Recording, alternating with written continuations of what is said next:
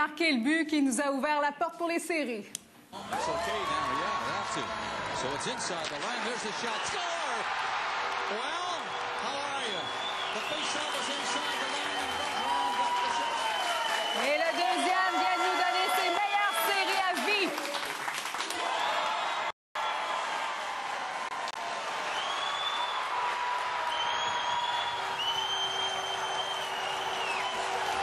Du Canadien de Montréal, le numéro 47, Marc-André Bergeron, et le numéro 13, Michael Cavaleris. Hey!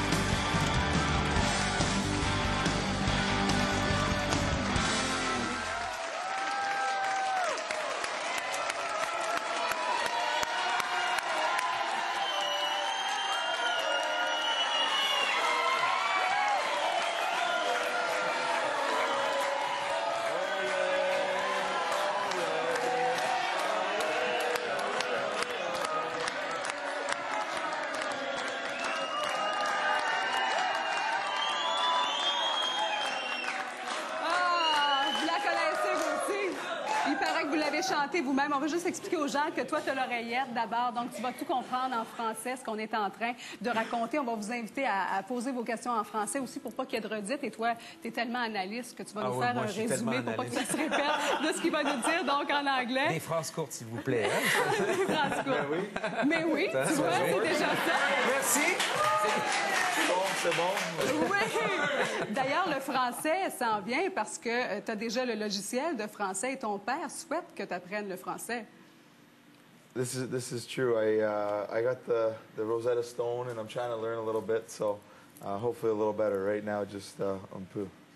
Juste un peu, mais il tente d'apprendre et ça s'en vient. C'est ça. C'est ça. On a juste c'est bien, regarde ça court. Hein? On a juste envie de vous dire merci d'entrée de jeu. Merci pour tout ce que vous avez fait.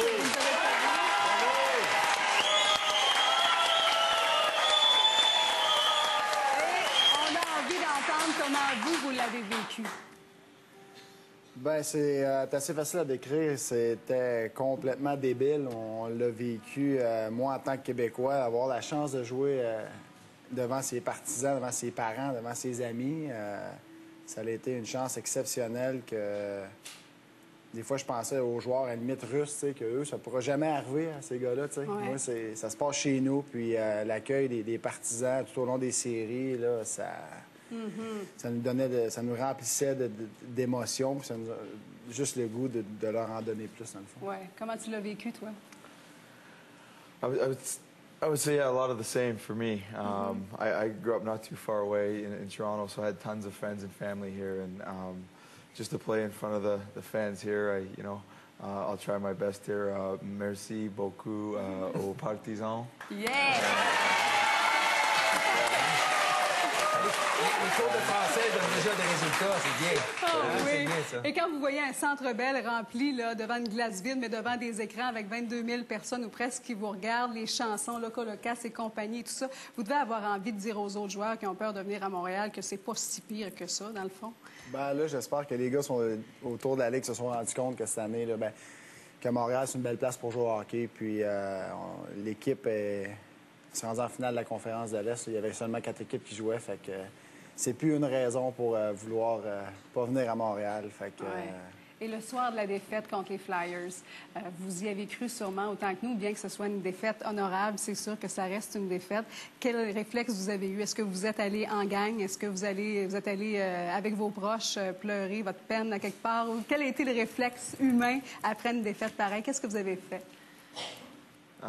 We were a little bit upset, obviously. We wanted to keep playing, but we got together the last couple of days all together and got to, share some experiences and talk. And really appreciate one another, because you never know with this business how the team changes. So it was nice last couple of days to all get together and hang out and share some special times with all the guys. Ils en ont, pardon, C'est la minute, Ils en ont profité finalement, j'imagine qu'ils ont vécu ça un petit peu chacun de leur côté, mais ils en ont profité pour se rassembler un peu après et puis d'en discuter, parce que c'est quand même important de vivre ça en équipe, que ce soit qu'on gagne ou qu'on perde. C'est une des raisons pourquoi aussi qu'on s'est rendu aussi loin, je pense, en série, c'est qu'on avait vraiment une belle gang, puis on a trouvé le moyen de se rassembler au moment le plus important, qui est les séries éliminatoires. Qu'est-ce qui a fait la différence? À un moment donné, dans la saison, les choses ont vraiment changé. On vous attendait à peu près pas en série, c'était difficile. Et qu'est-ce qui a fait qu'est-ce que tu penses qui a été la plaque tournante, le point ce qui s'est passé dans l'équipe, que vous êtes parti d'une 8e position et vous avez aussi bien fait? On sait, c'est quand même les Capitals de Washington. Vous avez passé à travers les Penguins de Pittsburgh. Personne ne vous attendait là et vous aviez toujours cherché de l'énergie. À un moment donné, on vous disait, bon, là, ça va être la dernière ce soir. Non, il revenait. Est-ce qu'il y a un moment, est-ce qu'il y a eu un événement qui a tout changé? C'est un peu facile comme question, là. C'est difficile. C'est difficile de trouver une chose, là, mais... I feel bad having to answer in English because you're going to have to translate for me again. make But it sure. I'll make it sure. It's okay. But yeah, no, I don't know if there was one real moment. I just think that through the year, it was a new group, and we had some challenges ahead of us, but we felt like we could reach a certain potential. And when the playoffs came, we thought we kind of came together. I think there was a lot of guys in the dressing room, like Mark said, that really cared about this team, cared about the history of the franchise, and really wanted to do well for the city. So it all kind of came together for us a little bit in the playoffs. Il n'y a pas vraiment une chose. C'est un enchaînement d'événements qui sont arrivés. Puis finalement, quand ils sont arrivés aux séries, ils ont eu le sentiment, à un moment donné, il y a des gars qui se sont levés finalement dans la chambre puis qui ont dit, nous, on y croit vraiment. Puis je pense que les gars ont boité le pas. Puis pour être franc, il y a du ménage qui a été fait aussi. Il y en a qui se sont parlé et qui ont réglé ce qui avait à régler aussi à un moment donné dans la saison. Mais il y avait beaucoup de nouveaux joueurs au début de la saison. Les relations étaient pas... Il n'y avait aucune relation, dans le fond, qui était créée. Puis, on est 24 gars qui passent la majorité de leur temps pendant 8-9 mois ensemble. Fait que c'est sûr qu'à certains moments donnés, il y a des froids, puis il y a des confrontations. Mais c'est comme dans n'importe quelle bonne famille. Puis, le résultat final de tout ça, bien, on l'a démontré en série. Je pense qu'on a réussi à résoudre nos problèmes, puis à résoudre les froids ou les... mais tu sais, c'est pas on parle pas non plus de problèmes majeurs qui sont irréversibles. Mais des choses qui font une différence en bout de ligne, quand même. Tu avais une question, tu allais poser une question? Mais Roch a vraiment posé la question qui, moi, m'interrogeait. Je suis toujours curieux de savoir s'il y a un mot, s'il y a une personne qui dit quelque chose. Parce que quelqu'un qui montre par son attitude sur la glace quoi faire, on le voit bien. Y a-t-il quelqu'un dans votre équipe qui dit un mot qui fait que tout le monde se sent plus en confiance? We have a lot of guys that love to talk on our team. I think I'm probably one of them. But we like to hear ourselves speak, so we got a lot of guys that say a lot of words. So, hey, on our team, I would say. Il y en a plein qui aiment parler, finalement. Il y en a plein qui aiment ça se lever dans la jambe puis parler. Et dans ton cas, il y a une visualisation aussi, probablement que dans d'autres cas également. On va regarder une image qui avait été présentée, entre autres, à CBC. J'aimerais ça que tu la commentes. Tu vas te voir en train de visualiser. Tu es sur le bord de la bande, donc qu'est-ce que tu vois dans ta tête? Qu'est-ce que tu vois comme image? I'm just trying to visualize what plays might happen in a game. So I'll use Marc-Andre as an example. I'm thinking maybe if we're on the power play together and he gets the puck, okay, I want to get it to him here and pass it to him. And just so when I get out on the ice, I've already thought the things through my head that I might do. C'est intéressant, ça, parce que moi, j'ai joué à l'université, puis à l'époque où j'ai joué à l'université, il y a cette approche du hockey-là qui ont commencé à nous enseigner, là, je parle il y a 25 ans. Et c'est de la préparation mentale. Ouais. La préparation mentale au hockey, c'est très important parce que ça arrive vite. Ils n'ont pas le temps de penser. Ils n'ont pas le temps de penser. Ils doivent réagir à peu près tout le temps.